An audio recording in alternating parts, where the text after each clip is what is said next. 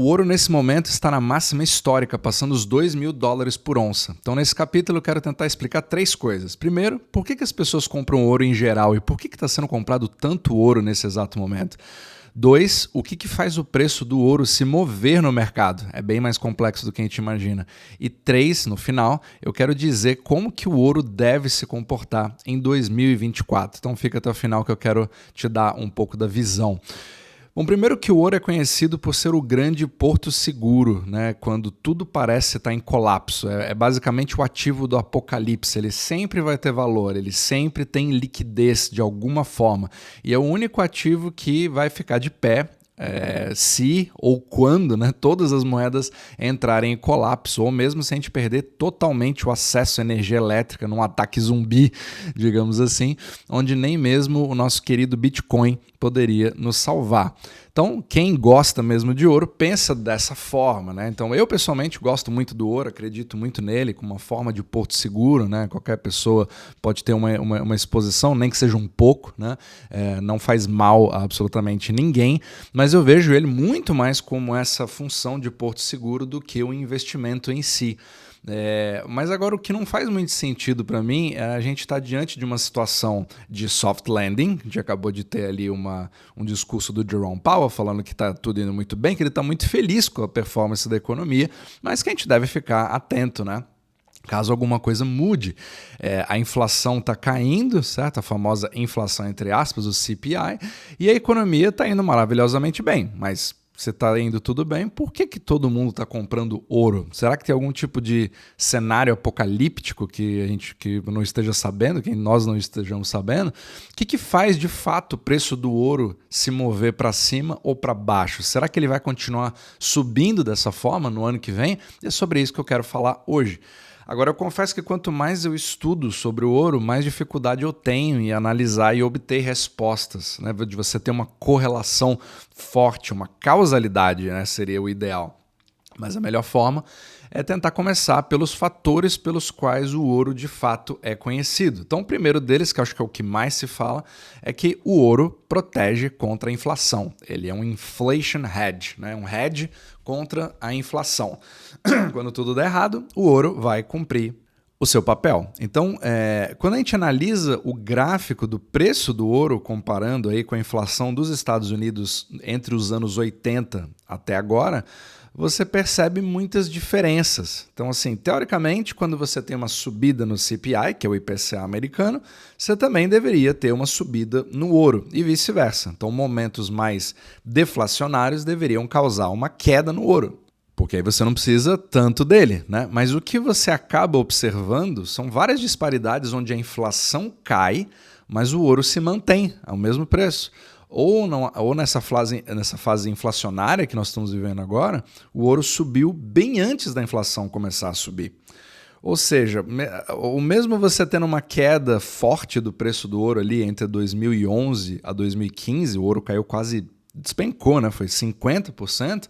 E a inflação, né, o CPI, na verdade, o índice de preço, não é a inflação monetária, como a gente conversa sempre nesse podcast, ele se manteve praticamente estável durante esse período. Então, assim, quando você começa a colocar os gráficos juntos, fica difícil você criar essa correlação e dizer que o ouro realmente é um hedge contra a inflação.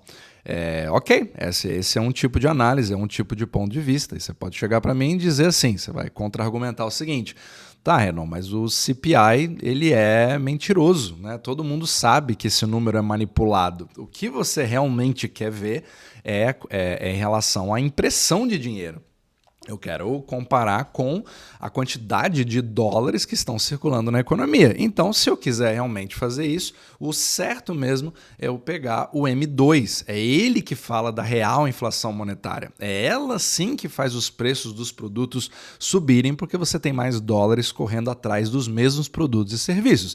Ou seja, se o M2 sobe, o ouro precisa subir também, para poder contar, para poder compensar por aquela nova moeda impressa que está dando uma enxurrada na economia, né?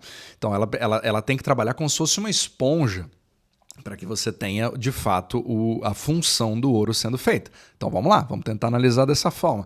Mas é aí que você percebe que entre 1980 e 2007, o ouro também ficou bastante estável no preço. Certo? Ele ficou ali, ele vai, sobe, desce, mas ele fica mais ou menos naquele mesmo nível. Só que o M2 subiu praticamente 6 vezes. Ou seja, em 2007, você tinha 6 vezes mais dólares circulando na economia do que em 1980. Então o ouro ele acabou não acompanhando em absolutamente nada. Se você fosse uma pessoa que estaria tentando se proteger do M2 com ouro, você estaria absolutamente frustrado com a performance do ouro como um hedge de inflação monetária. Agora, se a gente teve uma correlação tão ruim, né? Não significa que essa correlação sempre foi ruim. A gente teve durante a pandemia, essa correlação foi muito boa. O M2 subiu bastante e o ouro também subiu bastante. Mas mesmo você tendo essa correlação, é muito complicado você tentar criar uma causalidade. O fato de existir uma correlação não significa que uma coisa causa a outra. Então você não pode simplesmente pegar a pandemia e dizer que por conta dela isso vale como uma teoria geral para todos os momentos. Justamente porque de 1980 até 2007 foi muito ruim, você não pode ignorar algo que aconteceu durante décadas. Então, vamos tentar ver por um outro ângulo. Para que serve o ouro? Então, talvez uma outra teoria é de que o dólar vai entrar em colapso em algum momento. O dólar vai morrer, né? É uma outra teoria de quem defende o ouro. Então, vamos tentar ver se o dólar vai morrer, só vai sobrar o ouro no final das contas. Então, às vezes, uma tentativa de você analisar seria de usar o DXY, né? Que é o Dollar Index, para ver a força do dólar ao longo do tempo, né? Então, apesar de que esse índice ele também tem um problema, porque ele mede o dólar em relação a todas as outras moedas. Então, se eu começo a citar o DXY e você é aqueles caras que a gente chama de gold bug, que é o cara que é apaixonado por ouro, né? Guarda um monte no seu cofre, você vai provavelmente querer me matar agora, porque o DXY não vai servir para absolutamente nada se o dólar, na verdade, está sendo comparado a outras moedas. E a função do ouro é justamente ser um hedge de um universo que justamente engloba todas as moedas, inclusive o dólar, sendo que o próprio dólar também entraria em colapso. Então é mais ou menos, para você poder entender um pouquinho, é como se, fazer uma analogia aqui, é como se você estivesse pulando de paraquedas, né? Então você tem um grupo que está pulando de paraquedas. Você tem o euro, você tem o iene, você tem o yuan, você tem o dólar, você tem o real, você tem várias moedas que estão ali pulando de paraquedas. Algumas moedas vão cair mais rápido do que a outra. E provavelmente o dólar, entre elas, é o que vai abrir o paraquedas mais rápido do que todo mundo. Quando você abre esse paraquedas, quem está caindo e não abriu o paraquedas ainda vai olhar para o dólar lá para cima e vai ver que o dólar está lá em cima. Parece que ele está subindo em relação a você. Pronto. Quem está caindo tem a impressão de que o dólar está subindo, mas o ouro é o avião, vendo todas as moedas cair ao mesmo tempo. Percebe? Acho que isso talvez ajude você a entender. Então o DXY é o que está medindo o quanto que o dólar está caindo em relação a todos os outros paraquedistas que estão caindo mais rápido do que ele. Então quanto mais alto estiver o DXY, mais o paraquedas está aberto melhor do que os outros, e se o DXY começa a cair, significa que ele fechou seu paraquedas temporariamente e aquele paraquedista agora está indo atrás de todas as outras moedas que abriram seu paraquedas e deram uma freada. Então é um jogo de relatividade. Espero que isso possa ajudar você a entender um pouquinho mais. E se você criticar essa análise do DXY, que também não consegue arranjar uma correlação tão boa assim com o dólar, eu inclusive vou concordar contigo. Porque se você acompanha uma pessoa chamada Brent Johnson, sou fã dele, ele é o dono, né, o criador da teoria do milkshake do dólar, que a gente conhece como Dollar Milkshake Theory. Se você não conhece isso, por favor, entra no meu capítulo do podcast que fala sobre o milkshake do dólar, que você vai entender, e vai ver que segundo essa teoria, hoje eu vejo uma probabilidade cada vez maior, cada vez mais interessante de acontecer no longo prazo, o dólar e o ouro acabam caminhando juntos. Eles vão subindo, o que é uma contradição. Quem gosta do ouro geralmente fala o seguinte: não, se o dólar cair é o ouro que vai subir, porque o ouro vai substituir o dólar. Mas é aí que você perde aquela relatividade entre os dois, porque os dois acabam, nessa teoria, no longo prazo, subindo juntos.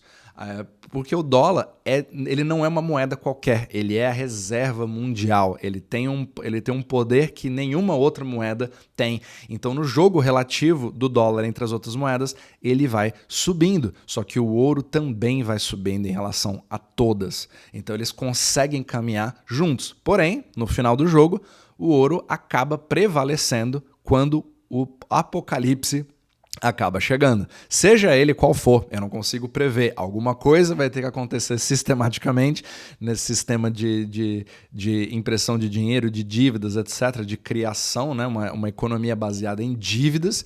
Então é muito complicado você saber exatamente o que vai acontecer e também é muito complicado se medir o ouro dessa forma. Percebe como é complicada essa relação? Macroeconomia é extremamente complicado porque são várias contracorrentes. Então vamos lá, vamos tentar chegar a uma conclusão. Se a gente teve tantos pontos de vista assim para analisar o ouro, qual que é a conclusão de tudo isso? O que faz o preço do ouro se mover? O que vai acontecer com o ouro em 2024? Então vamos lá.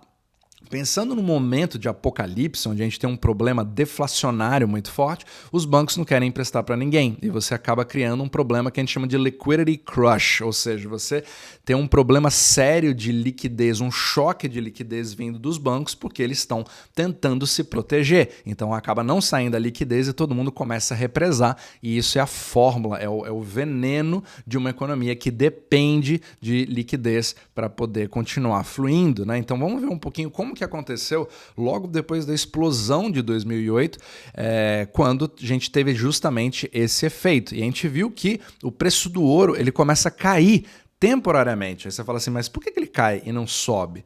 É isso que é muito importante você entender.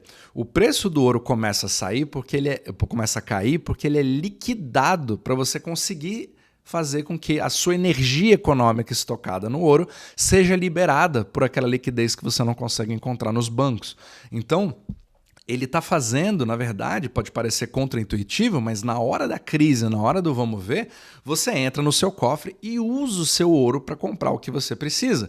Então, isso significa que o ouro está fazendo exatamente o que ele deveria fazer. Ele está cumprindo a sua função, que é de dar uma liquidez garantida, pois sempre alguma outra pessoa vai aceitar o seu ouro. É muito difícil você estar com o ouro na mão e ninguém conseguir trocar por alguma coisa, nem que seja uma moeda, nem que seja um objeto, nem que seja um escambo, mas você tem liquidez garantida que não depende do counterparty risk, que é o risco de terceiros, certo? É isso que o ouro realmente torna tão atrativo. Essa, para mim, é a melhor função do ouro, você ter liquidez sem precisar confiar em terceiros.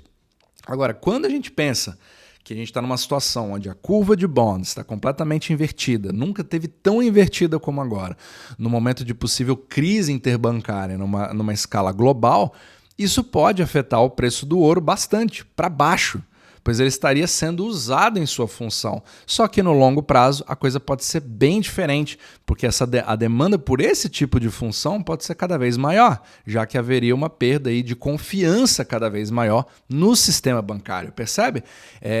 Fazendo uma outra analogia aqui, é como se fosse a lei do gato escaldado. Então, se você nunca tomou calote do seu banco, você nunca vai precisar de ouro. Você não sabe o que é tomar um calote, você nunca queimou a sua mão, então você não vai ter tanto medo assim até que você queime a sua mão pela primeira vez. Aí você nunca mais vai tocar naquela chapa quente, vai saber que ela te queima. Então você vai ter um comportamento muito maior. Então tantas pessoas nasceram com um sistema bancário que nunca falhou para elas, principalmente nos Estados Unidos. Então é mais ou menos isso que o ouro acaba proporcionando, que você nunca quer usar até o dia que você precisa. Depois disso, o seu relacionamento com ele muda completamente. Então, é praticamente impossível conseguir te dar uma conclusão sobre o que realmente vai acontecer com o preço do ouro. Só que a minha premissa é que para 2024, pode ser que o preço no final do ano de 2024 seja o mesmo do início do ano. Mas isso não quer dizer que ele foi monótono, que ele não se movimentou. Acredito que nós temos uma volatilidade muito alta, só que mesmo assim ficando num padrão de preço mais ou menos igual, dependendo da forma que a pessoa se comportar. E você nunca sabe quando uma crise deflacionária vai entrar em ação. E é aí que o comportamento em relação ao ouro, fazer com que o preço do ouro se movimente muito mais rápido do que você imagina, possa criar aí uma cadeia de eventos que vão mudar para as próximas décadas como que o ouro vai se comportar a partir de então. Então é um jogo comportamental, psicológico, mas que pode ficar décadas sem acontecer nada, mas décadas podem se passar em poucos dias quando você tem realmente uma crise deflacionária.